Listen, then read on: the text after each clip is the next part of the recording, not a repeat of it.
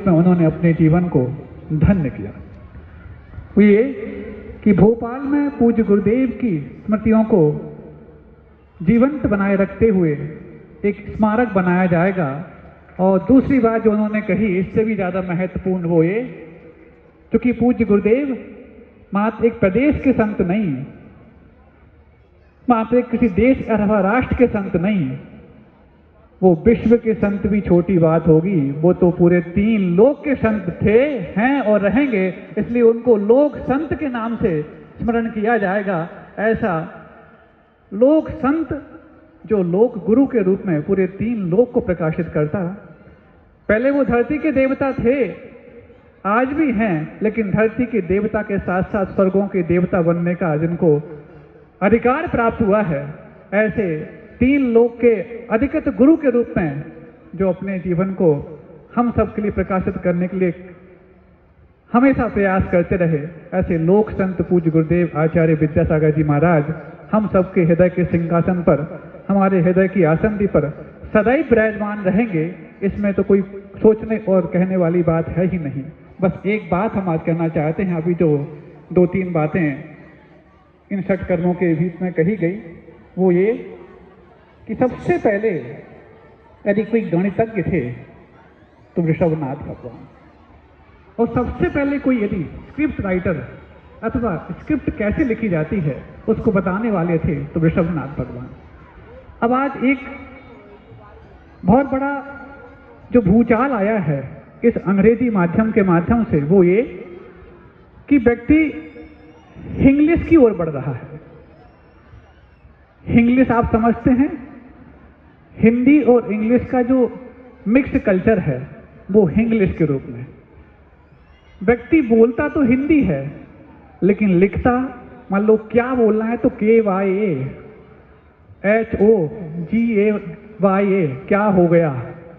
ये जो लिपि का इतना विकृत रूप सामने आ रहा है, और कई उदारवादी आज जो मोबाइल के युग में और मोबाइल के जो टेक्स्ट मैसेज सेंड करते हैं उसमें इस लिपि के साथ जो छेड़खानी कर रहे हैं, आपको हम फिर से बता दें कि उत्तरांचल के एक विश्वविद्यालय में एक शोध हुआ। वो ये उस शोध के आधार पर हम आपको बताने जा रहे हैं कि व्यक्ति का जो मस्तिष्क होता है उसका दाहिना भाग और बायां भाग, ये 2 भाग होते हैं। तो जो रोमन लिपि होती है, जिसको आप इंग्लिश की लिपि मानते हैं, अल्फाबेट जो आप कहते हैं जिसको, रोमन लिपि और जो देवनागरी लिपि होती है जो हमारी हिंदी, मराठी, संस्कृत, प्राकृत आदि भाषाओं की होती है, इन दोनों लिपियों से हमारे ब्रेन में क्या प्रभाव पड़ता है। तो उन्होंने शोध करके ये बात बताई कि हिंदी की जो देवनागरी लिपि है उस लिपि को लिखते वक्त हमारे मस्तिष्क के दाहिने और बाएं दोनों भाग सक्रिय रहते हैं, लेकिन जो इंग्लिश की रोमन लिपि है उसको लिखते अथवा पढ़ते वक्त हमारे दिमाग का सिर्फ बायां भाग सक्रिय हो पाता है। इसका अर्थ ये हुआ, इंग्लिश लिखने और पढ़ने वालों को हाफ माइंड कहा जाए तो अन्योक्ति नहीं होनी चाहिए, क्योंकि उनका सिर्फ मात्र आधा ही दिमाग सक्रिय हो पाता है। अब यदि लिपि व्यवस्था ये युग की आदि में आदिनाथ भगवान ने सिखाई है। अभी ब्राह्मणी व सुंदरी का भी आपको वर्णन आने वाला है, वहां पर लिपि विद्या की क्या आवश्यकता थी। और कई ऐसे सुधारवादी आज जो कहते हैं कोई बात नहीं, हिंदी सुरक्षित रहेगी, लिपि कोई सी भी हो जाए, हम बोल तो हिंदी रहे हैं। यदि आप उस लिपि विद्या के साथ इस प्रकार का वारदात करेंगे तो आपके लिए वो वरदान नहीं अभिशाप साबित होगा, क्योंकि विजुअली इंपैक्ट सबसे ज्यादा होता है। देखने का प्रभाव 83% होता है, सुनने का 11%, सूंघने का 3.5%, चखने का 1% और छूने का सिर्फ 1.5%। देखने का प्रभाव 83% होता है। यदि हमारी आंखों से उस लिपि को देखा जाता है पढ़ने के रूप में तो उसका प्रभाव ज्यादा पड़ेगा। और यदि हम रोमन लिपि में हिंदी लिखने लग जाएंगे तो हिंदी को हम बेचने लग जाएंगे। जिसने मातृभाषा, मातृभूमि और माँ इसके प्रति गलत सलूक किया है उसके लिए कभी भी सलीका प्राप्त नहीं हो सकता, ना जीवन जीने का तरीका प्राप्त हो सकता। अभी एक षट कर्म के माध्यम से जो आदिनाथ भगवान के द्वारा हम सबके लिए एक शिक्षा के रूप में प्रदान किए गए हैं। वास्तविक शिक्षा तो यही, और अंतिम बात मैं कह दूं, जब नई शिक्षा नीति बनी तो नई शिक्षा नीति को बनाने का मसौदा तैयार करने का जिम्मा जिनको सौंपा गया, के कस्तूरीरंगन, जो पूर्व अंतरिक्ष अनुसंधान केंद्र के अध्यक्ष थे, उनको जब ये जिम्मा सौंपा गया तो भारतवर्ष के सभी शिक्षाविदों से और संतों से मिलकर के सलाह मशवरा करने का उनका भाव था।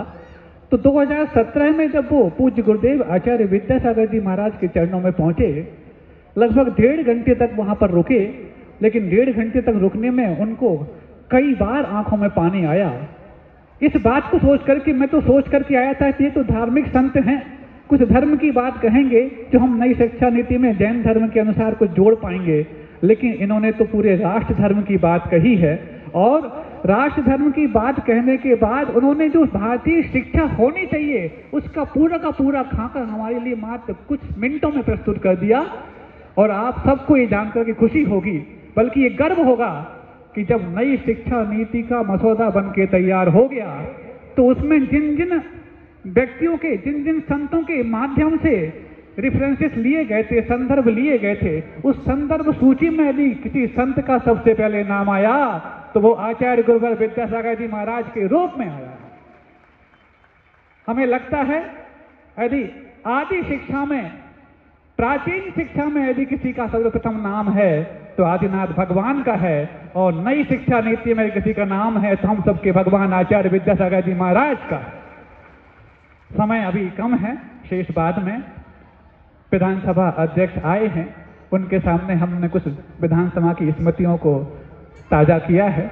ऐसे ही ये चूंकि केंद्र से राज्य को और उन्नत बनाने के भाव लेकर के तोमर जी इस ग्वालियर को गौरवान्वित करते हैं, इनके जीवन में जैनत्व का भी बहुत कुछ पुट देखने को मिला।